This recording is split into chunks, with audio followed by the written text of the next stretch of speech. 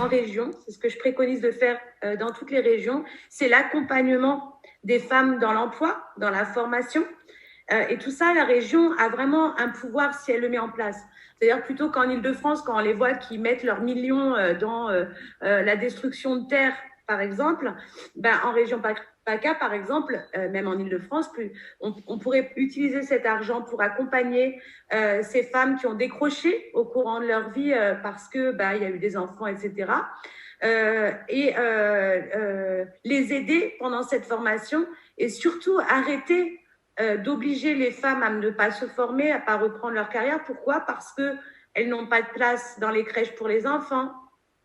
Elles n'ont pas les moyens financiers de suspendre pendant 1 an ou de travailler un peu moins pour prendre leur formation. Et tout ça, c'est le travail de la région, en fait, cet accompagnement. Aujourd'hui, qu'est-ce qu'il fait? C'est comme pour le CPF, le compte temps formation. Le compte professionnel pour la formation, pourquoi les gens s'en emparent pas? C'est tellement compliqué. Et la région, elle peut aider les gens à s'en emparer. Parce qu'aujourd'hui, personne ne le fait à cause de ça.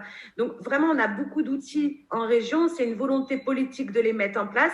Parce que si on ne résorbe pas cette problématique de l'argent, on va à chaque fois gratter à droite, à gauche des euros pour aider les femmes, mais les femmes ne sont pas, entre guillemets, excuse-moi du terme, des mendiantes. Quand on voit les caissières comme elles sont payées, alors qu'on ne parle pas assez de la valeur travail, on vient de le voir avec le Covid, qui était en première ligne? C'était les femmes qui étaient dans les lignes de caisse, etc., en majorité. Et ces femmes-là, elles sont payées combien?